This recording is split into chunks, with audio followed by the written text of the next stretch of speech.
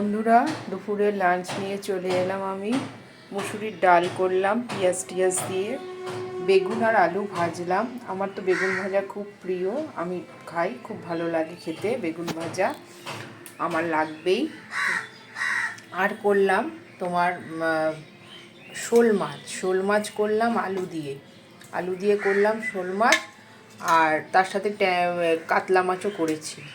শোল মাছ, আলু, কাতলা মাছের ঝোল। আর এখানে করলাম তোমার আমুদি মাছের ঝাল।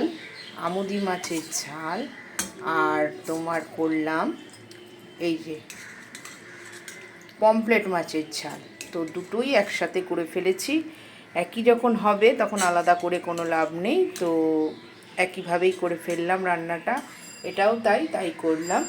তোমাদের কেমন লাগলো আমার রান্না জানাও, তোমরাও কমেন্ট করো তোমাদের কি রান্না করেছো এবং কেমন লাগছে তোমাদের রান্না আমার একটু কমেন্ট করে জানিও। বলো আমার রান্নাটা তোমাদের কেমন লাগে, ভালো লাগে না কি খারাপ লাগে, তোমরা জানিও।